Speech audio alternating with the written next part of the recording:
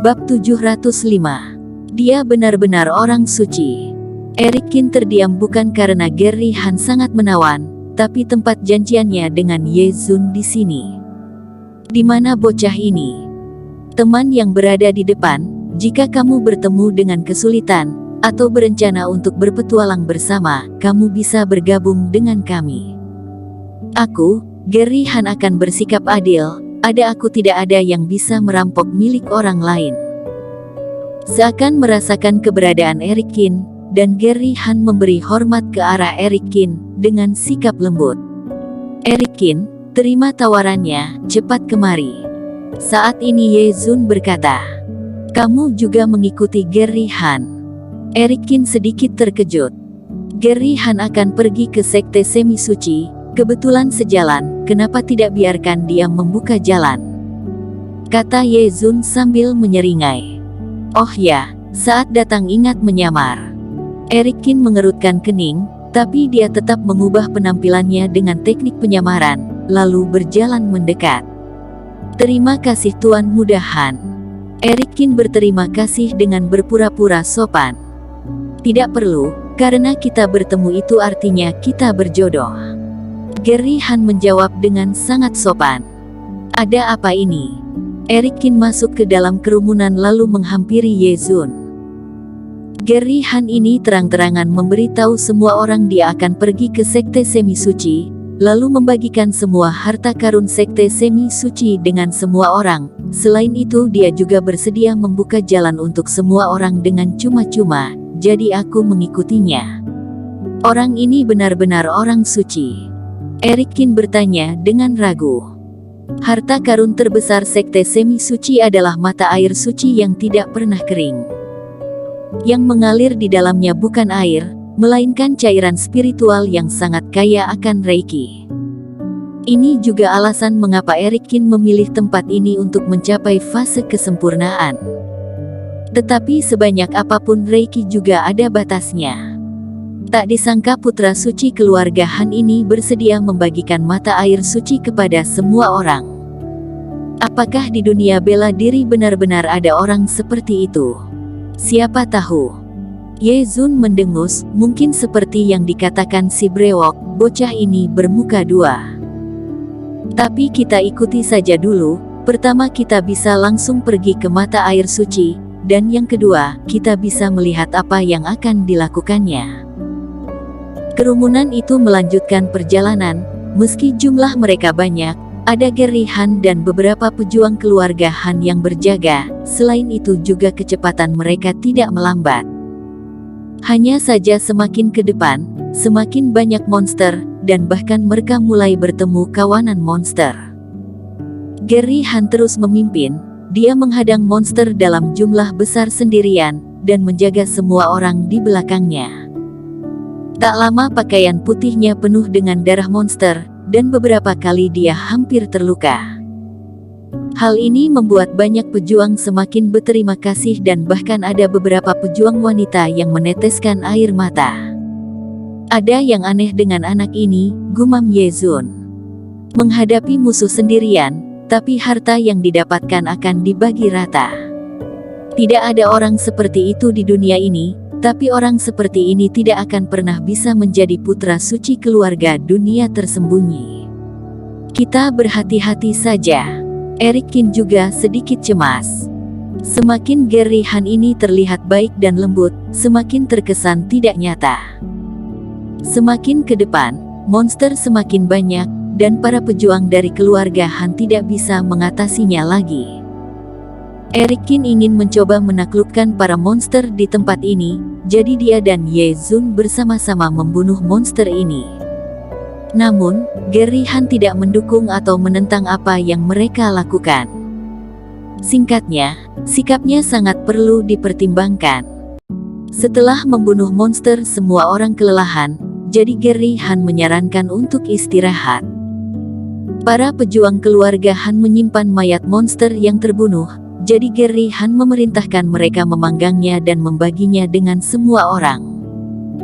Banyak pejuang tingkat rendah yang matanya bersinar saat melihat potongan daging monster ini.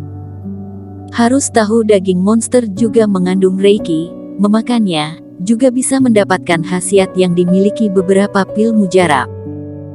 Eric Qin dan Ye Zun dengan tidak sungkan, mereka memilih dua paha monster yang memiliki Reiki fase kesempurnaan paling banyak, lalu memakannya dengan lahap. "Hei, kenapa kalian merebut daging ini?" kata seorang pejuang dengan marah. Kedua orang ini rakus dan serakah. Yang lainnya mendengus dengan dingin. Jika mereka di tempat lain, kedua orang ini pasti sudah Eric Qin bunuh sampai mati, tapi karena ada pelindungan Gerry Han, mereka malah terlihat sangat sombong. "Tadi aku ikut membunuh monster, kamu tidak senang aku makan lebih banyak?" Dengan mulutnya yang penuh minyak karena sehabis makan, Ye Zun berkata sambil mengangkat alisnya. "Tapi juga tidak boleh keterlaluan, kalian mengambil semua makanan enak." Pria itu tidak terima.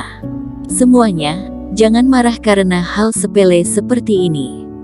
Saat ini Gerry Han berjalan sambil tersenyum dan menyerahkan daging panggang di tangannya kepada orang itu. "Potongan daging ini penuh dengan Reiki. Aku belum memakannya, untukmu saja." "Tuan Muda Han, terima kasih." Orang itu langsung merasa sangat berterima kasih. "Lihat Tuan Muda Han, lalu lihat diri kalian, perbedaan sikap kalian sangat besar." Pejuang mendengus. Sayang sekali hanya ada satu Tuan Muda Han di dunia bela diri," desah yang lain. Eric Qin semakin merasa ada yang tidak beres dengan Gerry Han. Dia ini bukan lagi bertemperamen baik, tapi mengalah dengan tidak wajar. "Aku melihat dua kata munafik di dahi anak ini," bisik Ye Zun. "Tidak peduli apa yang dia sembunyikan, kebenaran akan terungkap ketika kita tiba di sekte semi suci," kata Eric Qin. Mereka kembali melanjutkan perjalanan, dan tak lama kemudian, mereka sampai di sebuah bangunan besar yang hancur. "Semuanya, menurut catatan keluarga Han, mata air suci itu ada di depan," kata Gerry Han. "Ada yang tidak beres," kata Eric Qin. Jika di sini ada mata air suci, mana mungkin kita tidak merasakan perubahan Reiki?" Ye Zun mengangguk.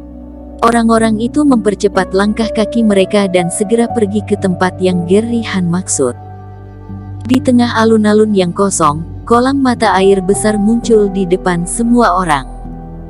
Kolam mata air ini sangat dalam dan tak berujung, tapi strukturnya cukup megah. Namun, mata airnya sudah mengering. "Ada apa ini?" Semua orang tercengang.